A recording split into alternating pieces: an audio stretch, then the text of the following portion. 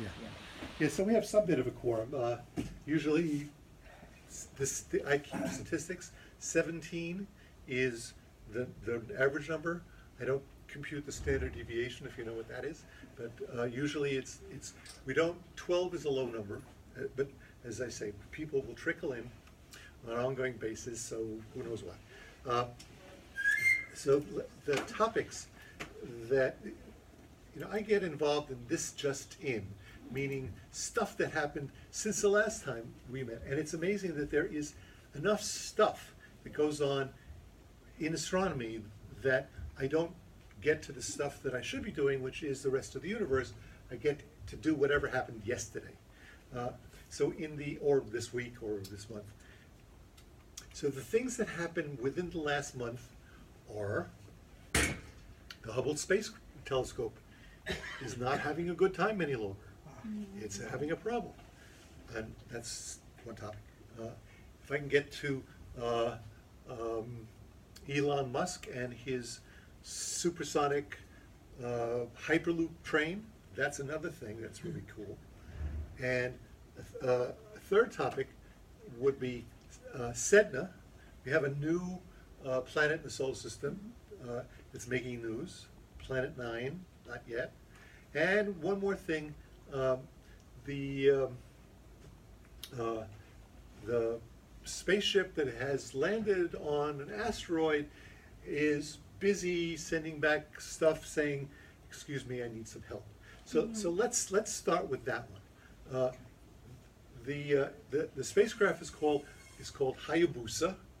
It's called Hayabusa 2. The reason it's called Hayabusa 2 is because Hayabusa 1, which was not called Hayabusa 1 at the time, did everything wrong in its previous mission, and the Japanese decided to fix everything they knew went wrong and do it right the second time. So it wasn't really their fault. How many times do you get to go to an asteroid that you can figure out how to do it right? In fact, missions that go right are usually the exception. There are missions that go wrong all the time. For instance, we sent a spacecraft to Mars, okay? It landed in the Martian polar regions, okay? It opens its doors to accept the samples that their little arm digs up. And it's supposed to go like this and put itself there, and then the doors are supposed to close, and all sorts of stuff is supposed to happen with chemical analysis. The problem was, while all of that did happen, the manufacturer didn't get the memo that the doors didn't fit. And so when they tried to close the doors, they didn't close all the way, okay? The mission was okay anyway because things they messed around, but the doors didn't close. How do you mess that up, okay? Well, they've done that sort of thing countless times. We went to Mars, sent an entire spaceship to Mars. It's going to land on Mars. It's going to poke around. It's going to send back stuff. And on the way down, it fails. As it's landing, it fails. Why? Because the specs were written in metric, but the engineering took place in the English system, and the two parts didn't fit. So the spacecraft crashed. And how did they figure that out? They looked afterwards at the design, and they were written in the wrong tense, if you will, the wrong measurements. There's been all sorts of countless failures of attempts to go someplace and come back with stuff, and they don't get it. We actually sent, not we, the Russians, we actually sent a probe to Mars. It was going to go to Mars. It wasn't going to land on Mars. That's hard. But Mars has this two great satellites, Phobos and Deimos. They were going to go to Phobos, land on Phobos. It's a nice small rock. You can get on it. You can get off it. It's shiny. It looks like it's a nice place to land. You land on Phobos. You scoop up some stuff. You bring it back. What could be simpler? Except, of course, the spacecraft never made it into the atmosphere because the second stage failed. So the entire thing didn't get to Mars. It happens all the time. When we were going to Mars, when the Japanese were going to their first satellite, first asteroid, they They happened to be wandering through interplanetary space at the same time that the strongest solar flare that had ever been recorded in human spacefaring history hit the spacecraft and destroyed one of its motors, destroyed its solar panels, its navigation gear. It literally limped to the asteroid. And then, at the asteroid, it did the most extraordinarily stupid thing. It's supposed to release a hopper to land on the planet and then take some measurements, and it was called Mascot. Now it's called Mascot 1 because Mascot 2 did land on the most recent asteroid and did exactly what it was supposed to do. But Mascot 1 didn't have the benefit of the prior knowledge. What did you need to do in order to not make a mistake? Dropping, this is how you get it on the asteroid. You hold it over the asteroid, and then you drop it. And you don't do any retro rockets because the asteroid has virtually no gravity.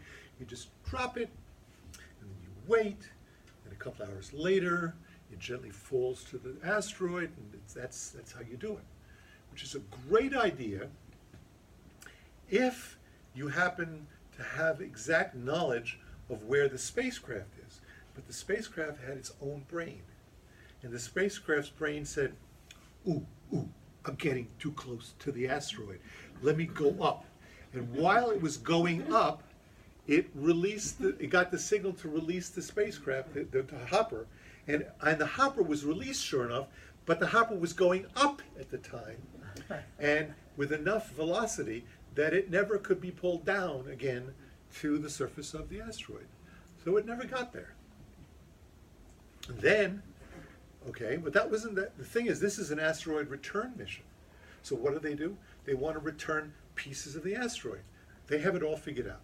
What we're going to do is we're going to fire these bullets into the asteroid, and these bullets will kick up all sorts of sand, and then we'll be sitting right there to pick up the benefit of all the sand that's being thrown up, and we'll just pick it up and we'll go home with it.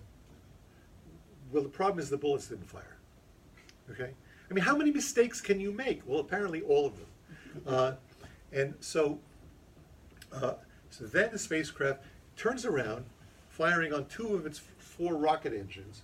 It takes 2 more years to get back to Earth, which is normal, because these are not normal rockets. These are ion engines. These ion engines spit out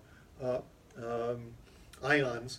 If you were being blasted by an ion engine, you wouldn't notice it because it has virtually no thrust. So it's the thrust of an ion engine is like, and it's blowing the spacecraft from Earth to the asteroid. It does that. You wouldn't think it would have any effect, but it does this all day long and all night long for weeks and months and years at a time. So that has an effect, and it gets you there. The engine uses 20 times, 50 times less fuel to get there. It just takes 20 times longer to get there. But once you got there, it's used up very little fuel, so you didn't have to go out and buy a bigger rocket to put your spacecraft on, because nobody funded you a bigger rocket. So you need the ion engines to do the tricks. Anyway, so the ion engine, so they land on the asteroid. They play all their tricks to pick up the dust. They don't know if anything happened. They get back, the spacecraft turns around, comes back to the Earth. And I love this. It's supposed to land in Australia. Where do you think it lands? In Australia. Why? Because they figured it out, that they could figure out. And the next one is going to also land in Australia. I just think it's magnificent that they could, 2 years, 5 years ahead of time, say where the spacecraft is going to land. But apparently that's not hard to do. You just steer it in the right direction and press go, in the right speed, and it's going to hit, no doubt. But it hit at the wrong angle anyway, and so the spacecraft burnt up, which wasn't supposed to. But the little capsule containing all this stuff that they had recovered from the asteroid, it managed to get back to Australia. Okay, land in the desert. They picked it up, looked inside, nothing. nothing. But wait, somebody said, it couldn't be nothing. Let's look more closely. So they designed a special instrument to scrape the pristine insides to see if they could find anything. And sure enough, they found 1,200 micrometeorite particles that, in and of themselves, was sufficient to make the mission a complete success. Okay, so these things are hard to do. Sometimes, and now they've already gone to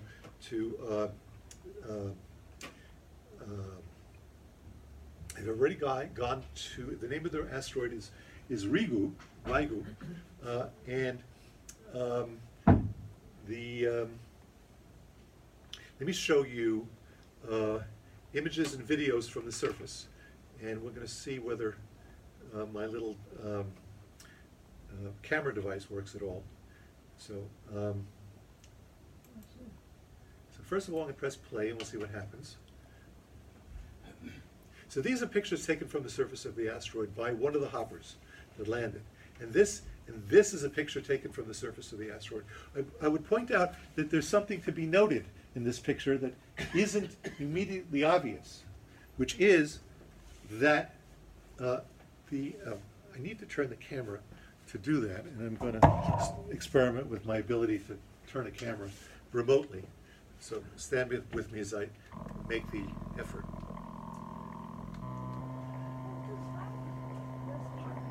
It's turning. I turned my head too. Right, yes. So on the asteroid, what you see here is, you would say, oh, look, rocks. That's nice. But what's not nice is, oh, look, rocks. They were looking for sand. Why sand? Because it's easy to pick up sand and it's not easy to pick up rocks.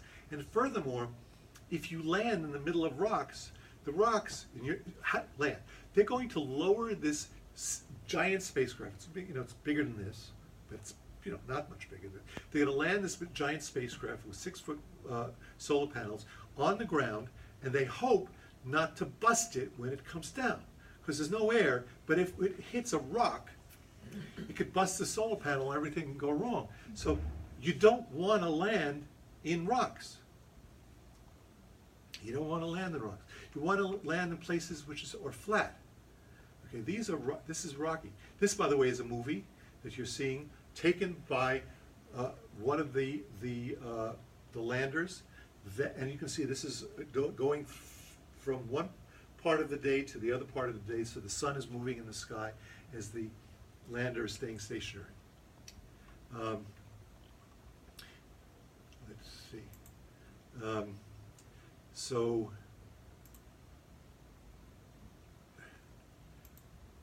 what you want to do is you want to collect samples from a very smooth surface. This is Ryugu. I don't know how you say it. Ryugu. And this is pictures of it taken as they got closer and closer. And you can see that the asteroid is kind of shaped like a dice. And what they need to do is find a surface that is flat. They've decided that surface is flat. Every place else is not flat, they decided. And they decided that it needed to be flat, not just here, but also here and here and here, so that the wings of the solar panels wouldn't hit the ground in any particular way. They decided they needed 50 meters. They needed 50 meters on either side for it to be safe. But they couldn't find 50 meters on either side because it was so rough. So they ended up having to be satisfied with just 10 meters. So they've narrowed their point of view. If I got 10 meters that is flat, I can land. And how are they going to do that? The way they're going to do that is this. Dyson. I love that word.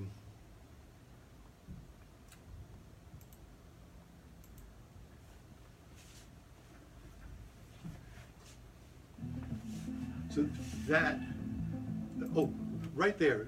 This little device here, it's the antenna. It transmits to the spacecraft. This is the device that's dropping on the surface. This antenna is not the kind they designed on the first spacecraft. The first spacecraft had an antenna that looked like this. This one has an antenna that looks like this. How can an antenna that looks like this do the same thing as an antenna that looks like this? Better technology. This one points anyway, even though it's flat. So it can point any way it wants, even though it can't move. Amazing stuff. And we learned that in engineering school. It's called a phased array, and I'll tell you about it sometime if you ask me. So then,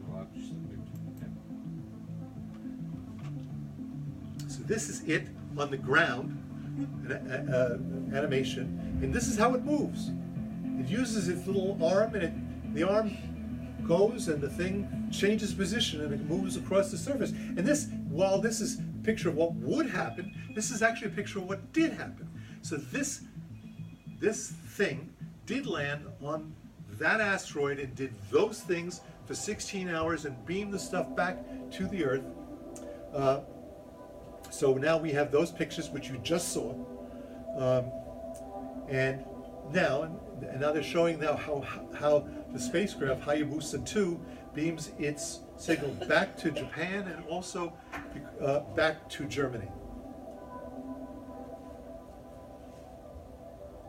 How big? Yes. How big is one of those asteroids? How big is what? How big is the rock? The rock. We haven't seen any rocks. All of those, some of them are Asteroid. tall enough to touch. Yeah, but how big is the asteroid? Oh, a kilometer. I'm not sure. It's not small, but it's not big. It's big enough that if it hit the Earth, it would wipe out any given civilization. Not all the people on Earth, but enough that it would, because what it took to wipe out the dinosaurs was something the size of Mount Everest. This is smaller than that. So you can see that is a carry-on impactor. That is the thing that's going to sample the surface, and that is the thing that's going to come back to Earth, the re-entry capsule. So watch what happens. Above the asteroid, it drops to a certain height. Then it goes hiding. Go hide, and then there is an explosive device that hits the surface, blows a crater. Then the spacecraft comes back. Then it comes down into that spot, picks up some stuff, and then once it's picked it up, puts it in its sample return capsule and sends it back to Earth. That's the theory. Hasn't been done. Was supposed to have been done recently. Hasn't been done. Why?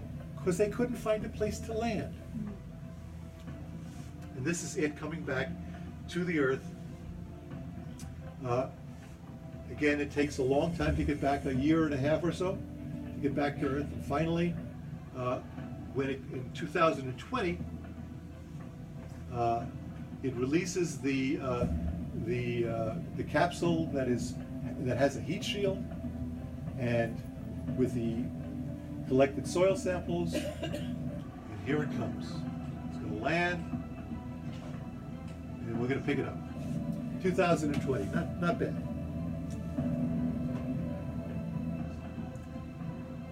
Headed for Australia.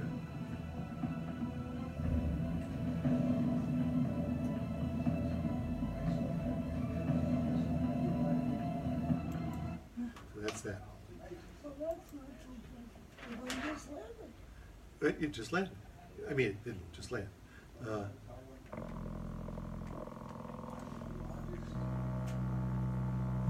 I'm busy with the movie camera again.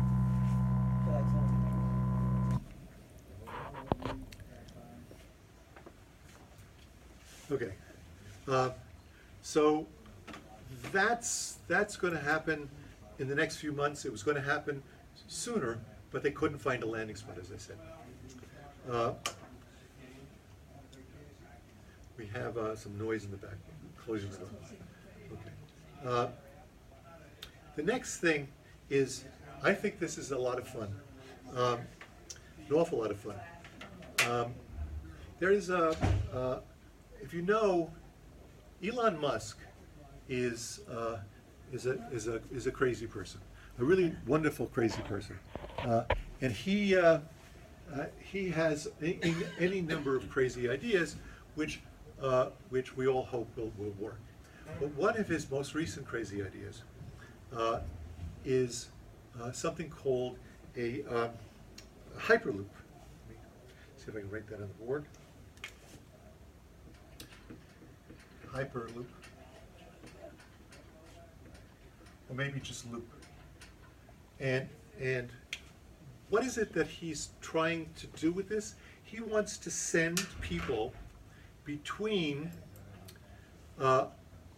between cities at high speeds up to 600 miles an hour in his underground trains that will function unbelievably, taking passengers at ridiculous speeds between major cities. This is a picture of a machine. This is not a theoretical picture. This is an actual picture of an actual machine that was built not by Elon Musk, but in fact some of the people who he has inspired. I believe he has inspired. This is an entirely other company that has built a machine that will go into a tunnel that they themselves are building. That has nothing to do with Elon Musk. In fact, Elon Musk's company has made a contract, I find this hard to believe, with the city of Chicago to build one of his tunnels from the airport to the Loop in downtown Chicago. Maybe that's where it gets the word loop. But I mean, he has a contract with the mayor of Chicago to do this. Now, okay, it's a great idea. I wish him a lot of luck. Hopefully it works. There's a lot of engineering involved, but I don't believe the real reason for this has anything at all to do with trains. I think it has everything to do with the magic that I learned in college in freshman physics. And I want to show you what that magic is, because I think even though the magic isn't on the table, if you go to the website on Wikipedia, which lists his Hyperloop train, there's a link on the website at the very bottom, and it says gravity train. And you know that Elon Musk is all about gravity, right? I don't think I mean, yeah, he could be all about transportation, but he's all about gravity. What is it he's trying to achieve?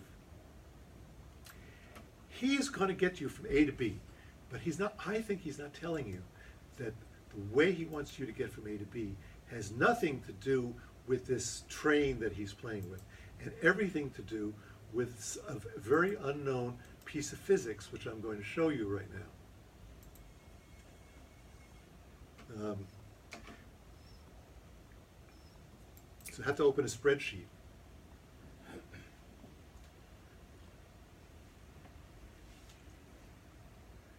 Okay. And I'm going to have to turn the camera thingy, see if that works.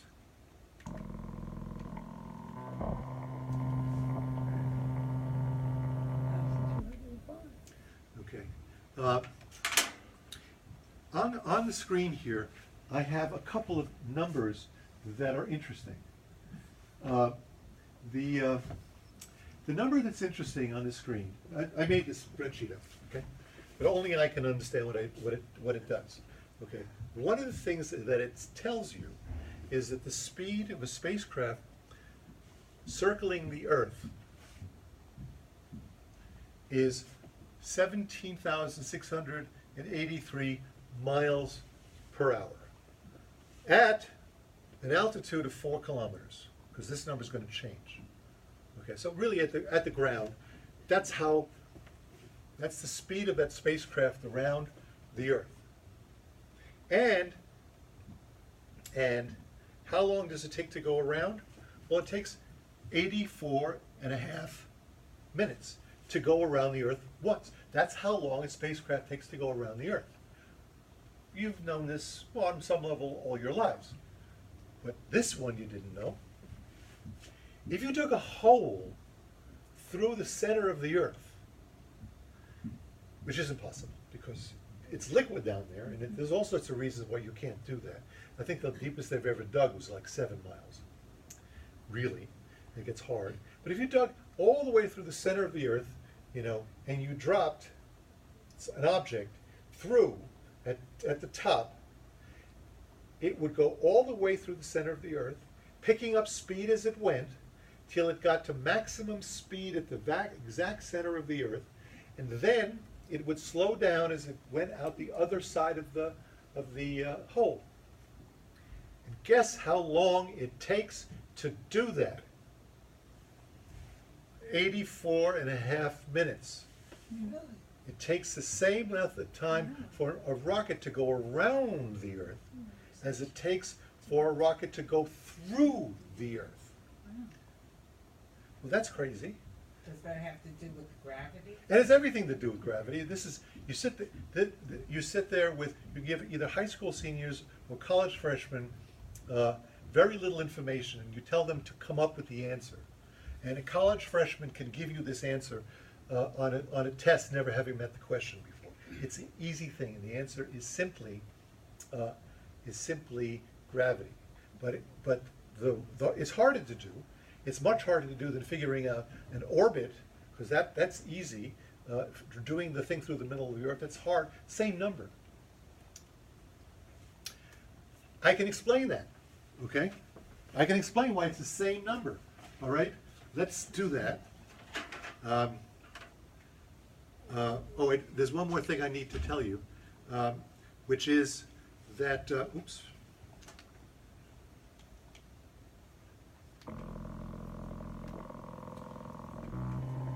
Okay, so the other thing that I need to tell you is that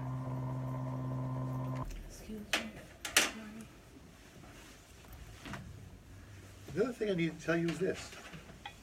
So here's the Earth, and here's the hole that we dug from here all the way through here, and it takes 84.5 minutes for something dropped through the hole to do the same thing as it goes around the Earth. Okay, that's surprising news. We are all surprised by that. It seems quite ridiculous, but we can buy it. But can you buy this? I dig a hole right here, and that's San Francisco, and that's Los Angeles, and I dig a hole from Los Angeles to San Francisco. Okay, I dig a tunnel from Los Angeles to San Francisco, and that tunnel, by the way, if I dug that tunnel, doesn't go down any deeper than 4 miles, which is not inconceivable a depth that one could reach. So a tunnel like that is buildable. Guess how long it takes if you drop a ball here before it gets here? How about 84.5 minutes? It takes exactly the same amount of time for the ball to get from here to here as it does to get from here to here, or for a satellite to going around the Earth. Question, is it going from San Francisco to Los Angeles south?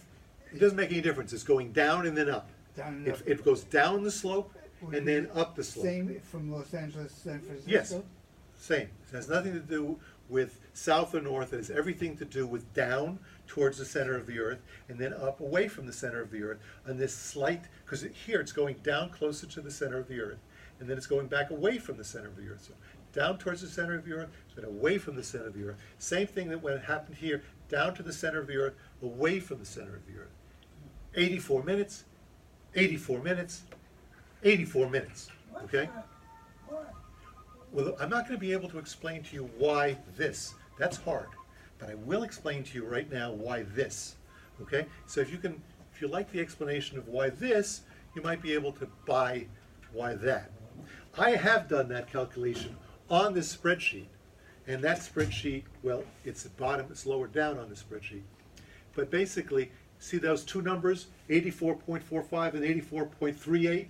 Okay, those numbers are virtually the same, and they would be if the altitude was 0.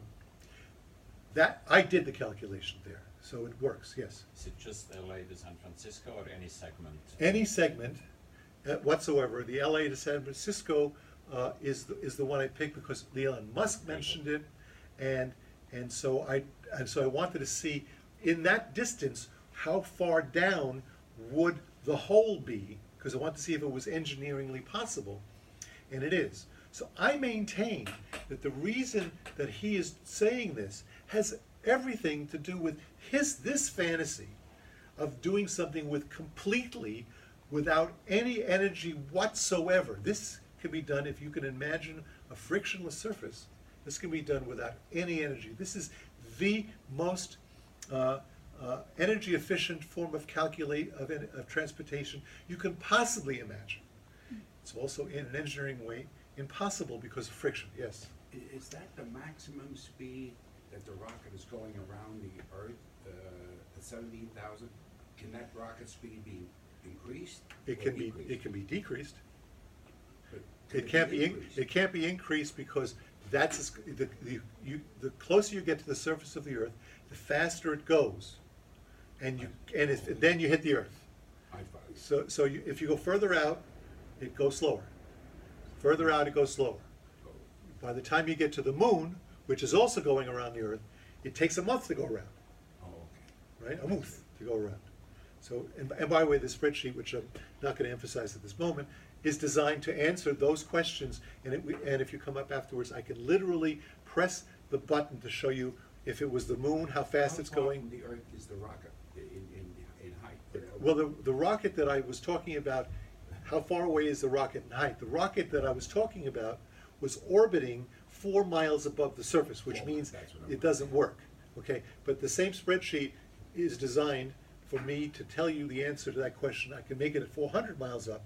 It'll tell you the speed, and it'll tell you the time, and it's all here in the 4 spreadsheet. miles up And I is can 17. email you the spreadsheet if you want, because it's not copyrighted. But what I want to do is explain to you how it's possible that this is 84 minutes and this is 84 minutes. In order to do that, those of you who need to go to sleep now, okay? Because there's going to be physics, okay? Now, I promise you it's not going to be hard physics, but it is going to be physics nevertheless. For example, how many of you in this class have never been able to use the word vector in a sentence? Yeah, amongst everybody. Okay, who understands vector in their gut? Who knows what a vector is? We have 3 people who know what vector is in their gut. Okay. Speed versus direction is Right. Yes, and speed versus direction is vector. For example, when you tell somebody your speed is 60 miles an hour, that is not a vector quantity, that's a scalar quantity. It's not enough, because we need to know the direction. Once you say, I know the speed and the direction, you have invented a conversation that includes the vector called velocity. So I'm going to talk about the vector called force. Force is a vector. Here's how you can use this piece of information should you get stuck in the snow. Carry with you at all times a long piece of rope, okay? That long piece of rope, so here's your car stuck in the snow, and here's a tree, and your car can't move. So what you do is you tie that long rope to the car, okay? And now, if you haven't taken the Laird Whitehill, preliminary course on vectors, then you would try to pull on the rope, and that would get you nowhere, because remember, it's stuck in a snowbank. So that doesn't work. how do you get more force out of it than you put into it? How can you do that? Seems wrong. Well, but it's not a scalar, it's a vector. So what we want to do is a vector is made up of, a vector is essentially an arrow, okay? And it has both a number associated with, let's say 70, and it has a direction associated with that. But that vector is in fact, can be made up of pieces that add up to a vector. For example, let's say that is the hypotenuse of a right triangle, and that's the right triangle. So there's the right triangle. This vector can be made up of two vectors, this one plus this one, perpendicular to one another. These are called components of the vector. And the components of the vector add up to the vector. Why would I tell you something like that and put more of you to sleep? Because let's say that you, instead of pulling, so you take this rope and instead of pulling it this way, you pull it this way. And as a result, the rope stretches a little bit, and this ends up being the rope as you pull it. So the rope looks like this when you pull it, okay? Now, what you're doing is with all the force you have in the world, you are pulling it this way. And so that's your 70 pounds of strength right there, 70. That's all you could do. But wait, the car is being attached by this rope here. So the components are this 70 piece here, this 300 piece here, and maybe this 350 piece here. So what you've done is this rope here has a tension of 350, even though you pulled with 70, the components of the vector, which is 350, is 70 and 300. They don't add up algebraically, they add up the way Pythagorean theorem adds it up. You know, a squared plus b squared is c squared, with this being c squared. This is now the actual tension in the rope. It's not 70 like you can pull, it's 350 which you couldn't possibly pull, and so you're pulling with 350 pounds your car out of the ditch and you can get it out. So that's how you do it. You tie a really tight rope around your car, tie it to a tree, and then pull with all your might along the middle of the rope. And because the small component is you, but the larger component is the tension in the rope that you've created, and you get that car out every time. Right? Wow. Right? It's simple, but what I've taught you here is that vectors can be decomposed into components, okay? And the components are literally independent of one another. If they're at right angles to one another, one has nothing to do with the other. For example, the Earth is pulling down at me as a vertical component on me at all times. 193 pounds. I lost 4 pounds. 193 pounds pulling down on me, the entire Earth doing that, yet there is no component of the Earth's gravity in the horizontal direction, which means I am free to mount my skateboard, give myself a little push and go flying across the room because there's no component of any force except friction that's preventing me from going horizontally. There's just a component that's vertical. Okay? So you're comfortable with the word component now? You have the word component under your belt? Vectors can be decomposed into components, which when added up, give you the original vector. Okay? Now, how does that have anything to do with the Earth? Well, and then so, here's a spacecraft, and it is busy flying around the Earth, like that. Okay? What is the force on that spacecraft? Well, there's a force that's pulling down on it, like that. Okay? There's a force pulling down on it like that. Is there anything else pulling down on it that you know of? No, it's just the Earth. Okay? Is there anything pulling it in the forward direction? No.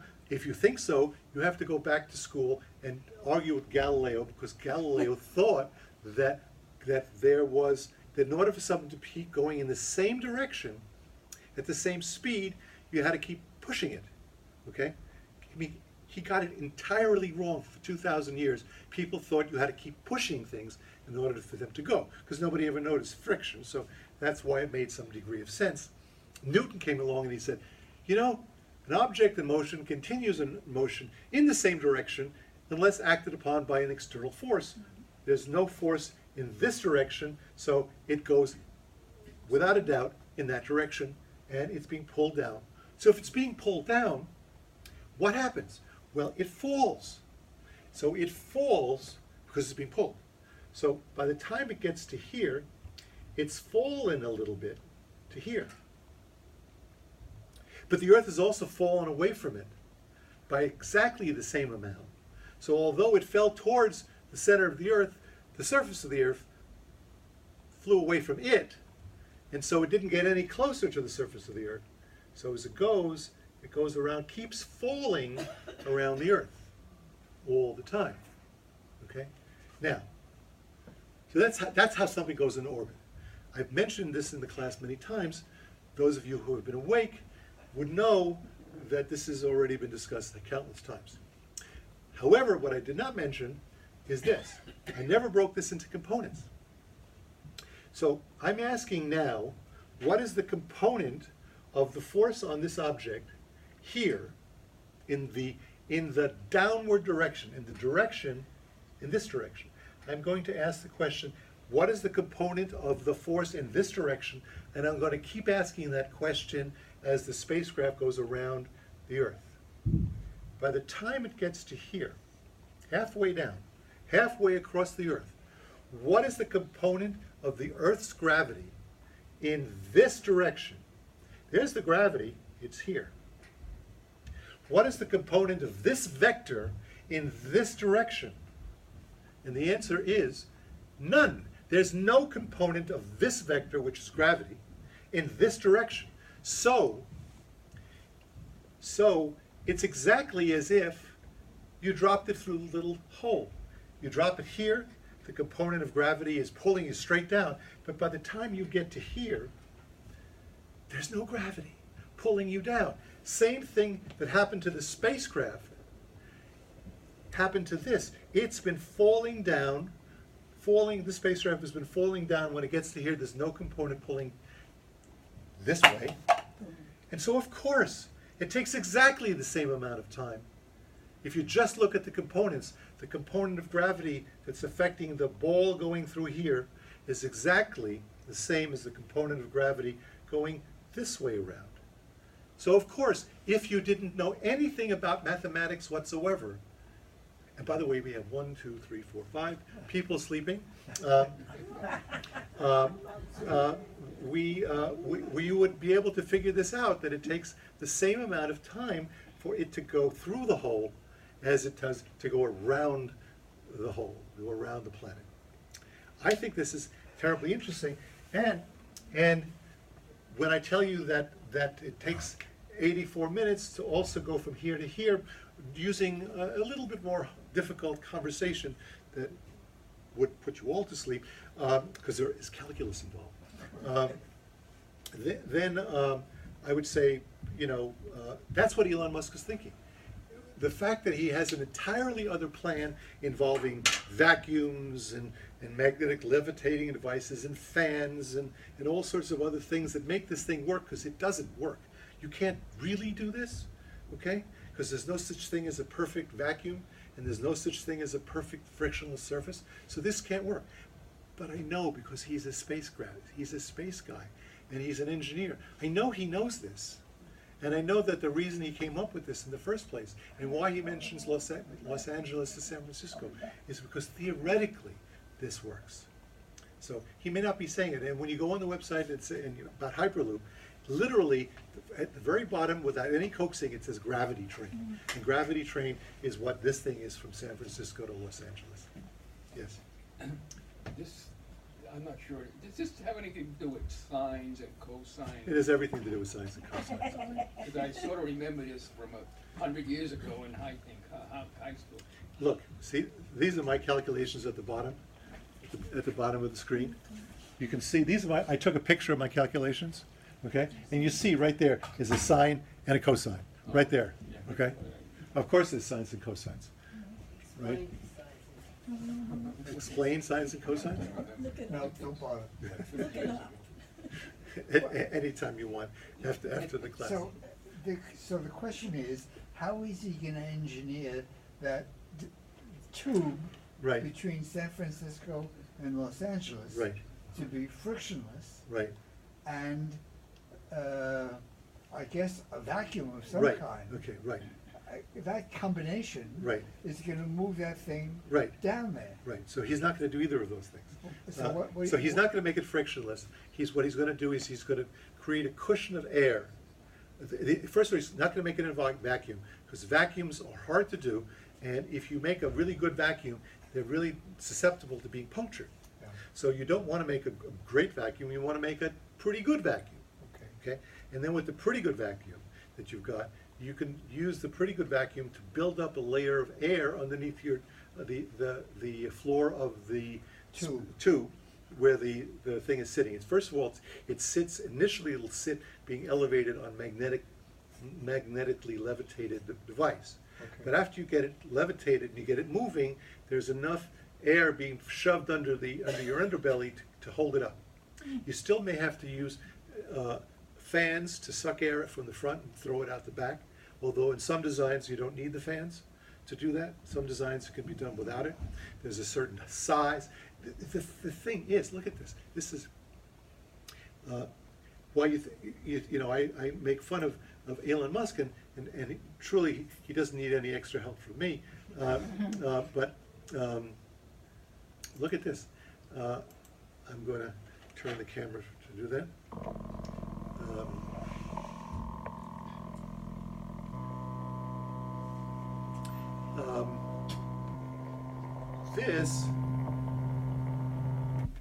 This is a 50-something page paper written by none other than Elon Musk on how to do it.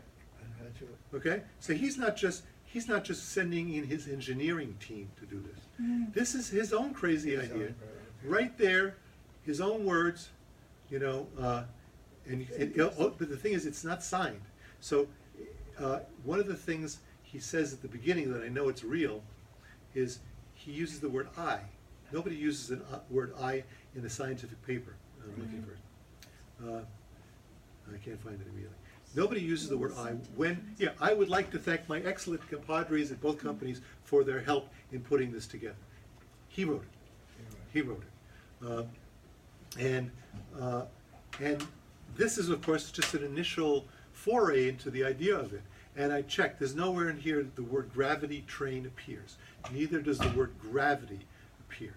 But nevertheless, Elon Musk is a guy who delights in dealing with gravity. So how could this not be part of his thought process, even if he doesn't announce it? Because if he did, he would be derided, because although this is a great idea from the point of view of theoretical physics, it completely is ridiculous from the point of view of any practical use whatsoever. So, Unless he solves all the problems.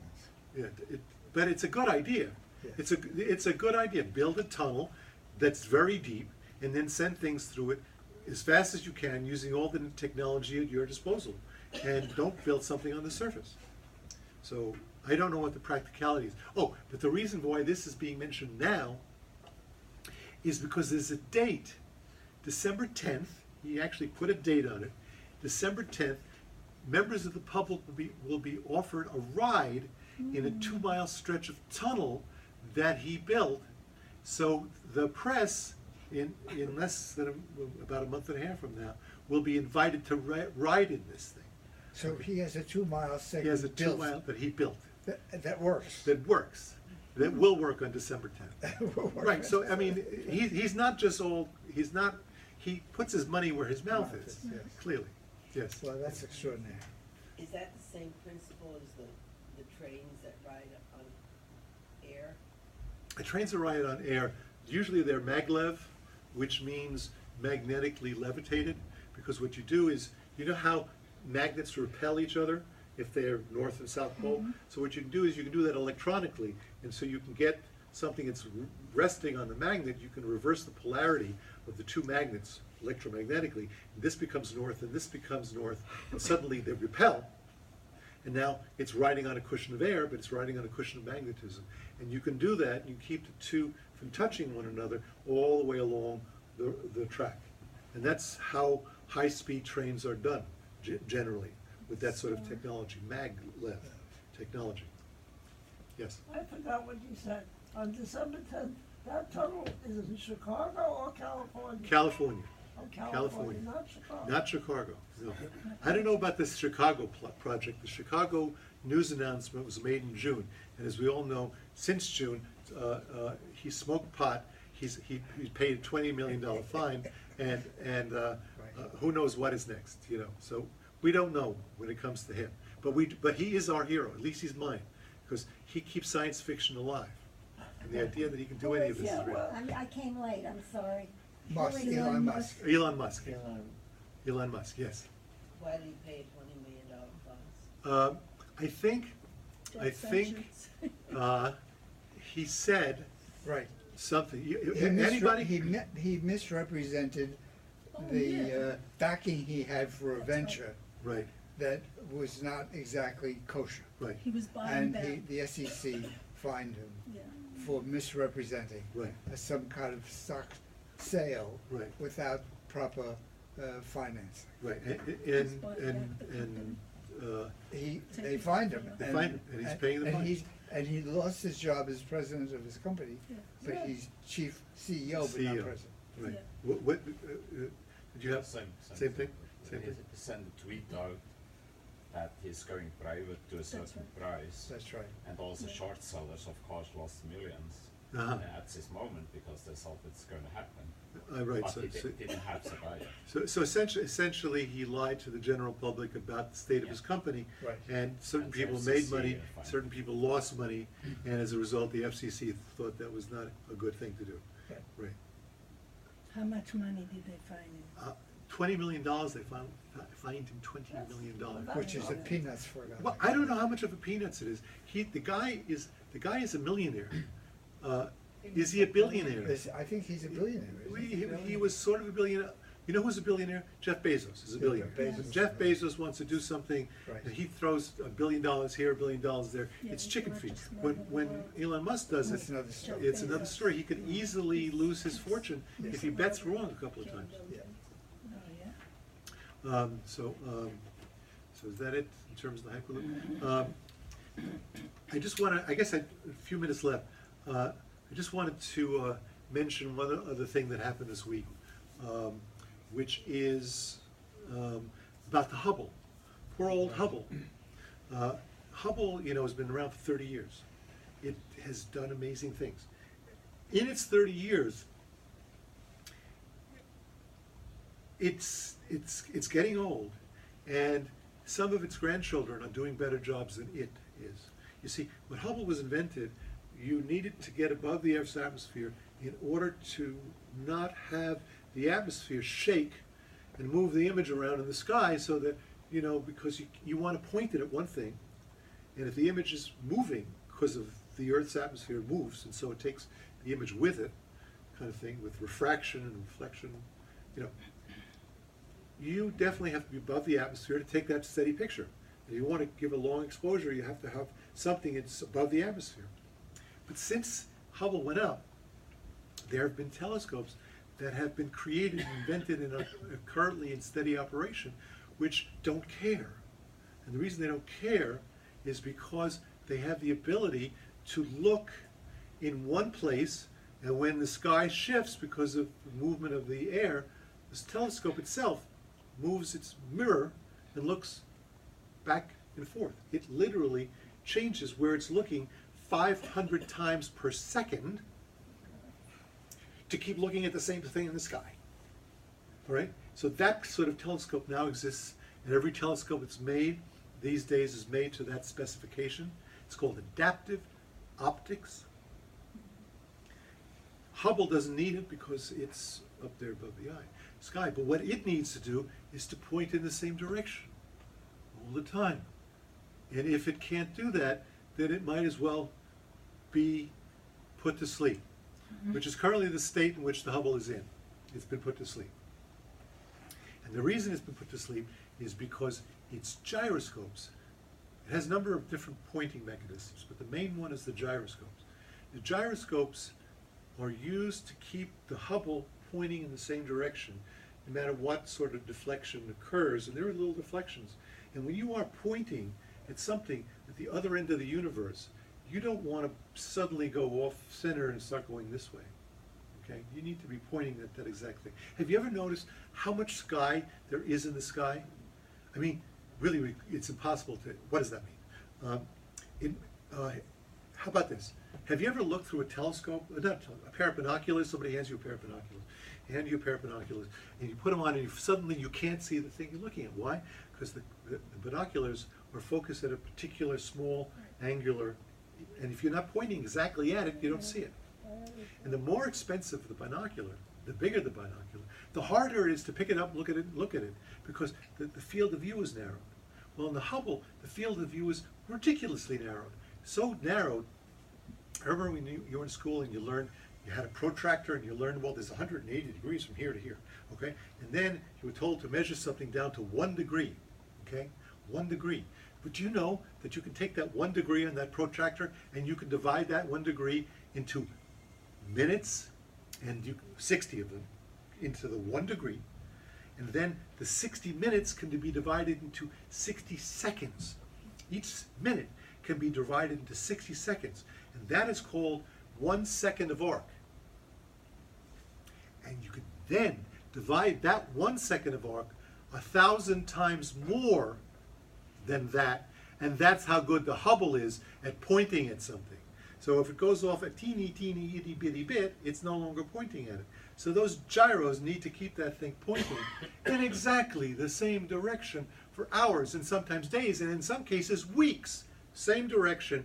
And so if those gyros stop working, Hubble also stops working. It can't do the work it used to do.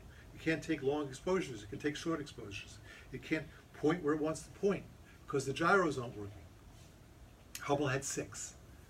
Used to have 3. Now it has 2. You need 3. You need 3. Why? Because there's 3 dimensions, up, down, left, right, back and forth. Those are 3 dimensions. Okay? You need an up-down gyro, you need a left-right gyro, and you need a back-and-forth gyro. If you don't have all 3, you can't point wherever you want.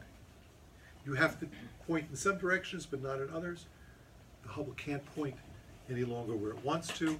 And so from now on, the Hubble is diseased. And it will remain diseased probably for the rest of our lifetime. They will do things with it. It will do less. But it won't do what it used to do. When is the new one due to be launched? There's no new one due to be launched. There is the James Webb, which is Right. not the same telescope. And it's 2019 now, and it keeps being put back every year. Ah. So there's no comparable. Yes. Okay. When the Hubble was first sent up, wasn't it out of focus or The something? Hubble was out of focus, and it was constructed with a mistake built in, and they fixed it in the They first fixed it. spacewalk. Right. So since then, it's been fine. But this is, the last spacewalk took place in 2009, I believe. And that spacewalk replaced all 6 gyroscopes, and since, with much better ones that would last a much longer time. That time has come and gone, and now there are, in fact, gyros, just 2 of them left. Couldn't they replace them? They could replace them. You have a checkbook big enough. Okay. To first of all, you have to buy a space shuttle, because the space shuttle was retired. So you have to invent the space shuttle program again, okay? And then you have to send up astronauts again. The astronauts who went, they got old already, so you have to train new astronauts. I shook hands with one of the astronauts who fixed the space shuttle. I was very, very proud. Again. Is there a difference between a radio telescope and an optical telescope? Sure. So the James Webb is a radio? The James Webb is neither an optical nor a radio telescope. The James Webb is an infrared telescope with some capability in the optical band, but much of its capability is in the infrared. So it's the red, infrared, and the like. So it can see things, but it sees them differently, and that's why it's bigger. Is it farther? It'll also be farther. See farther. It won't, yeah, we'll also see farther. It's going to be bigger because the wavelengths are bigger, so you need to build something. If the wavelength is bigger, you build bigger. If the wavelength is smaller, you can build smaller. So it had to be bigger in the first place. And then it's going to be able to see further because infrared light tends to not be interfered with by the intergalactic medium. So stuff can pass through the intergalactic medium to us that optical light could not send. So we can't see the center of the galaxy, our own galaxy, in optical light, but we can see it in infrared light. So on the Earth, you can't use infrared telescopes pretty much. They don't work hardly at all. Outer space, they do. Hubble has some infrared capabilities. The James Webb will have increased capability. And if it ever gets up there, because it's 7 years overdue and $5-7 billion over budget, and Congress at any point could turn around and say enough throwing money, good money after bad, and then we'll have nothing up there. So sad. And you have a question? If you're way out in the void of space, Way out in the void of space. Yeah, there is no stars, No stars. planets, way deep into the void of Right. space. Within that area, are there any particles of gases or Okay, so matter of any when you're so far away from the galaxy that you're between the galaxies, you're saying the intergalactic medium, and you want to go further. You want to say, no, kill that. The intergalactic medium isn't good enough for me. I want to get further away from that. The galaxies form in clusters. I want to get away from all the clusters. Galaxies form into filaments of hundreds, thousands of galaxies, and clusters of tens of thousands of galaxies. I want to be far away from all of that. I want to be as far away from galaxies as anybody can get. Is there anything there? And the answer is, yeah, plenty of stuff. So much stuff that there's more there than there is in the rest of the universe combined. There's more stuff between the galaxies. what is it? It's just gas. Gas. And dark matter. Dark And dark matter. And what? And dark matter, whatever that is. Whatever that is. Whatever that is. But they see, and how do we know that? Because there are some very smart people who get very complicated PhDs figuring that stuff out. They know it's a question, and they want to know how much gas is in between the galaxies. For example, the lecture at the Museum of Natural History, which I tend to go to from week to week, happens to be about that very subject this week. If you go to Museum of Natural History at 2 o'clock, seminar room on the 5th floor in the astrophysics department, you will learn the answer to that question through a boring series of slides and lots of calculations. So the question is being constantly investigated and constantly answered. It's a great question. It's a great question.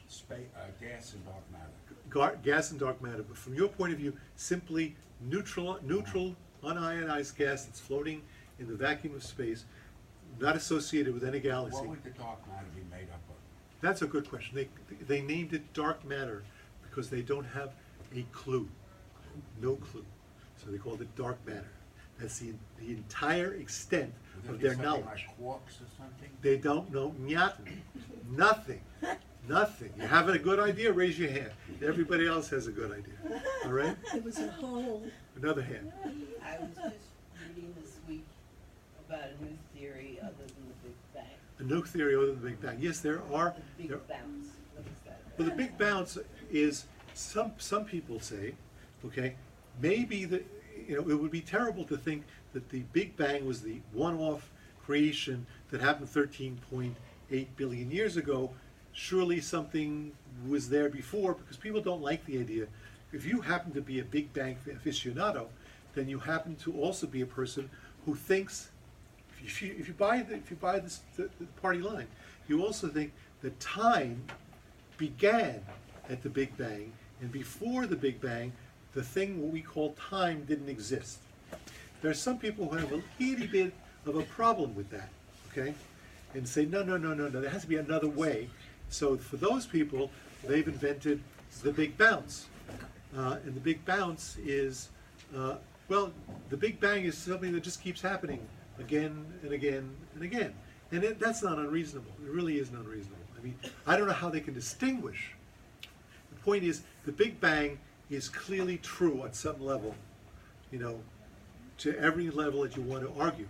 You want to say at some point, up to this level it's true, but then before that there was something else, and you don't really know any better than me, so I'm going to tell you that it was the Big Bounce. These are reasonable questions by reasonable people, so I don't know. Well, evidently it happens all the time.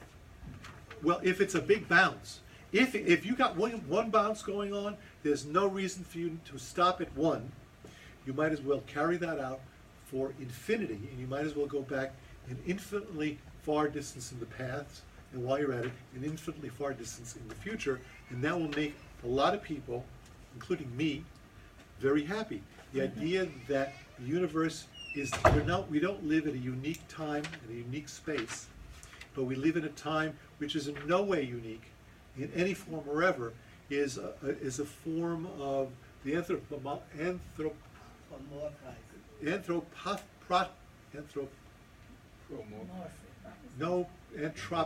I'm looking for the word anthropic principle, which essentially says that we should never be special.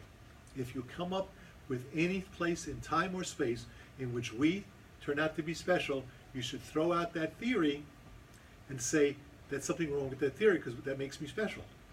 Big Bang is a theory that says you happen to be living in the one and only universe, okay, at the one and only time where life exists on this one and only planet, and that disturbs an awful lot of people. And so yeah, Big Bounce. Well, God bless. from what I can determine, we keep expanding and then we will contract and... Well, the expanding and then we will contract idea is fine, except for the and then we will contract idea. Because dark energy says, excuse me, that was a good idea until just a few years ago, but the then we will contract is off the table now. We will expand forever. That's what dark energy says. We will expand forever at an ever-increasing rate until we expand so much that the distance between you and me, is so great that light cannot travel between you and me in the lifetime of the universe, because you'll be so far away that you'll be further from me than the distance that light can travel. Okay, that much expansion. That's 1 trillion years. But we're not collapsing anytime soon. I thought the bounce was that you expanded and then you contracted. No, the bounce is, it's not, you have to ignore dark energy in order for you to get the bounce. And the dark energy says, ye shall never bounce, it's never going to bounce. So the bounce people have some other ideas. I don't know what it is, because it's not a commonly accepted science. And as you may know from being here for 10 years, I always go with the commonly accepted science as much as possible. So, anyway. Thank you very much. Thank you. See you next week. See you next week.